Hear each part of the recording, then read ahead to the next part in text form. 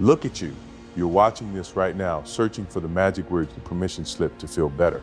You're tired, you're bruised, you've hit a wall, and now you've settled into the most comfortable, most poisonous seat in the whole stadium, the pity party.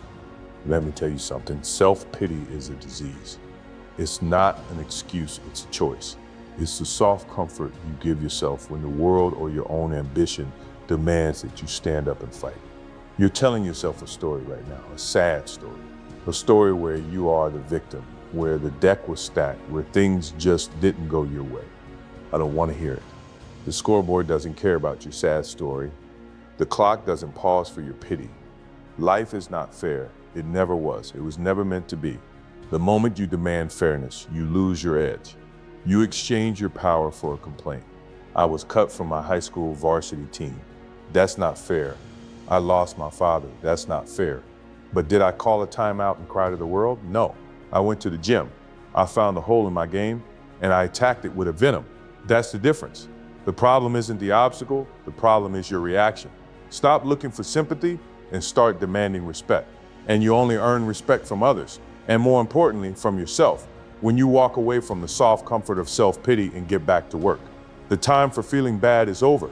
The time for fighting back is now.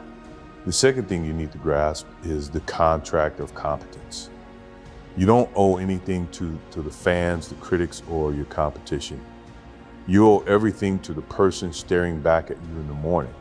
And right now, that person is looking weak. They are looking for an easy out.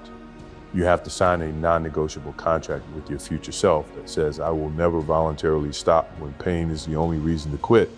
Most people quit one rep too soon. They pull back 1 degree of effort before the real transformation begins. They stop practicing when the burn becomes unbearable. They believe that burn is damage. I'm telling you, that burn is the filter. That burn is the sound of the weakness leaving your system. If you are not uncomfortable, you are not growing. Comfort is the graveyard of potential.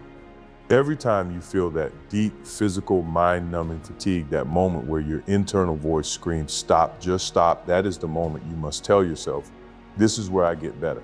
This is the secret room where champions are forged. The struggle you are in right now is not a punishment. It is a private audition for your greatness. And if you walk off the stage now, you are proving to yourself that you are not worthy of the future you claim you want. Stop treating your body and mind like delicate instruments that need constant coddling. They are weapons. They are machines built for endurance. And like any great machine, they only get stronger when you demand more than they were designed to handle. You have reserves you don't even know you possess. But you will never access them until you push past the point of reasonable effort. Stop whining. Start demanding more from your own 2 hands. You need to understand the power of desperation, but not the kind that makes you frantic. I mean, the kind of cold, calculated desperation that tells you there is no safety net, no plan B, and no honorable way out but through. When I was playing, I didn't treat every game like it was the finals. I treated every drill like it was the last 5 seconds of game 7. Why? Because I manufactured the pressure. I knew that if the real moment came and I hadn't already experienced that level of internal anxiety and exhaustion 1,000 times in practice, I would fail. Most people wait for the pressure to arrive before they react. The champion invites the pressure, cultivates the stress, and uses it as a training partner. You are sitting there feeling sorry for yourself because you are facing a setback. Good. Now take that pain, that humiliation, that anger, that deep sense of I should be better than this, and use it as the sharpest tool in your box. That desperation is your power source. Every loss, every rejection, every failure is just free data. It tells you exactly where you need to apply the most force. Stop masking the pain with distraction. Stop dulling the edge with comfort. Sit with the failure. Feel how bad it tastes, and then turn that taste into an absolute unforgiving refusal to ever taste it again. That moment of deep, painful self-assessment is the birthplace of the comeback.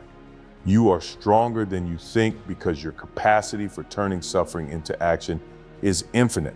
The only thing limiting you is your willingness to wallow instead of work. You are not a victim of your circumstances. You are a victim of your own weak choices. Fix the choices. Fix the circumstances. Let's address another delusion that feeds the self-pity cycle. The expectation of fair treatment. You think because you put in the effort, you deserve the results. You think because you worked harder than the next guy, the universe owes you a win. Wrong. The universe is indifferent. It doesn't track your effort, it only measures your output. You can work 18 hours a day, but if your output is sloppy, rushed, or fundamentally flawed, the market, the court, or the competition will punish you for it. I had the talent, everyone agreed. But talent is a burden if you don't earn the right to use it. Talent is a promise you make to yourself. And most people break that promise the moment the work gets boring. You have to understand that your talent, your gifts, your edge means you have a higher obligation, not a lower one. You have to demand exponentially more from yourself than the guy who started with less. When I played, I faced players who had less physical gifts, but worked just as hard. If I only matched their effort, I was wasting my talent. I had to outwork the hard workers. I had to outthink the thinkers. I had to make my talent non-negotiable by backing it up with a level of discipline that made my success seem boring, inevitable. Stop making excuses for why you haven't won yet. Stop pointing fingers at the ref, the boss, or the economy. The obstacle is the way. That problem you're complaining about is the exact problem you were meant to solve. If you're truly strong, you don't cry for a fair game. You dominate the unfair one. You prove your worth not when conditions are perfect, but when conditions are impossible. Demand that much from your soul. The moment you start feeling sorry for yourself, you are voluntarily taking a secondary role in your own story. You are stepping off the stage and giving the spotlight to your problems. You are allowing the setback to become the main character. You are the star of your own life, but you're acting like an extra. When I came back from baseball, they wanted me to be the old legend, the sentimental favorite. A nice story. I rejected that role. I didn't come back to be a tribute. I came back to be a threat. I didn't ask for permission to be dominant. I imposed my dominance through sheer, undeniable execution. This is the power you need to reclaim. Stop waiting for someone to validate your effort, your pain, or your struggle. Stop looking for a mentor to tell you the path is clear. You are the clearance. You are the one who has to show up every day and prove to yourself first that you are worthy of the air you breathe and the goals you chase. The strength you're looking for is the ability to say, yes, I messed up. Yes, I failed. Yes, the situation is unfair, but my will is bigger than all of that.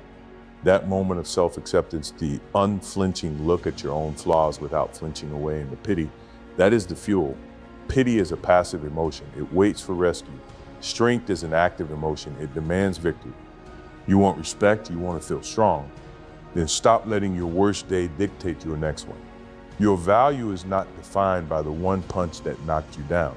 Your value is defined by how fast you get up and the venom with which you attack the next moment.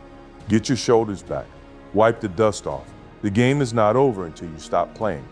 You train your body to endure the fourth quarter.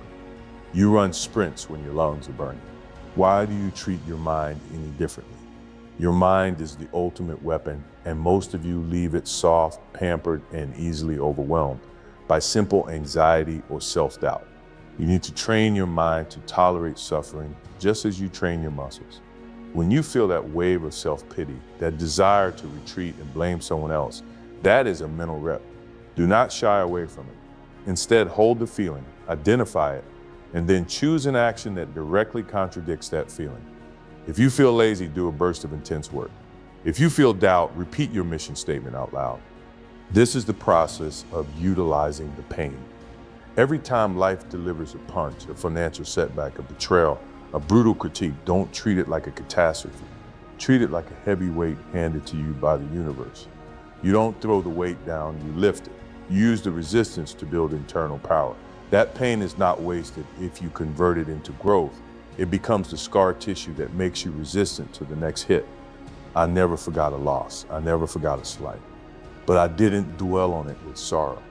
I distilled the raw, ugly emotion into a cold, hard purpose.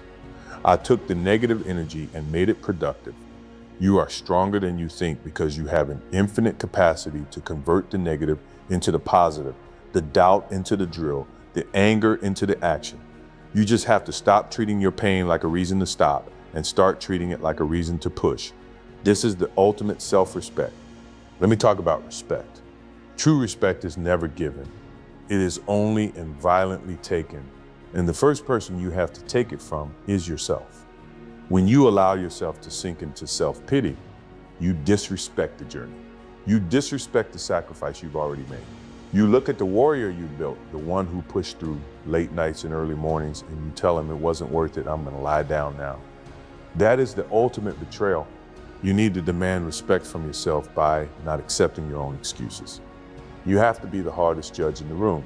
When you hit that wall of exhaustion, that's when your inner champion has to step forward and say, that's not my standard.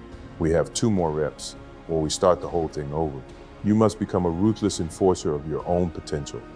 Respect doesn't come from your trophies or your titles. It comes from the unwavering knowledge that you gave your absolute maximum when no one was watching. That internal certainty, that unshakable confidence is the magnetic force that draws success toward you. When you are truly strong, you don't walk into a room hoping people respect you. You walk in knowing they must respect you because you already paid the price they weren't willing to pay. The strongest thing you can do right now is to stop dwelling on the past and stop complaining about the present. Prove to yourself that the future you deserve is earned, not given. Get up, stand tall, look at the challenge and say, I am stronger than this moment, and I am about to prove it. This is not arrogance. This is the pure righteous confidence of a self-made warrior. Your value is measured by your fight. Let's do a reality check. You look in the mirror right now, and what do you see? Do you see the fighter who is determined to conquer the day, or do you see the casualty of yesterday's problems? The truth is, the reflection you see is a direct result of the effort you put in when no one was watching. If you see weakness, it's because you chose to be weak. If you see disappointment, it's because you chose to settle. You are your own damn problem. And that is the most powerful realization you can ever have. Why? Because if you are the problem, you are also the solution. You don't need to petition the bank, the boss, or the economy for a favorable outcome. You just need to change the single thing you have absolute control over: your own internal work ethic. You are stronger than you think, not because you can lift a heavier weight, but because your will can withstand a heavier mental load. The human capacity for endurance, for turning loss into leverage, is infinite, but you have to activate it. You have to treat every doubt, every ache, every complaint as an enemy combatant that must be defeated with immediate, overwhelming action. I didn't achieve what I did by hoping for an easy schedule or a break. I achieved it by looking at the impossible challenge and saying, good, that means the other guys won't show up. Your moment of greatest difficulty is also your moment of greatest opportunity, because it filters out the average. So I'm done talking. The time for reflection is over. The time for the pity party is canceled. Your only mandate now is to stand up, shake off the dust, and prove to the world, and more importantly, to the reflection in that glass, that you are not defined by the punch you took. You are defined by the ferocious momentum of your next move. Go be relentless, go prove your damn self-worth.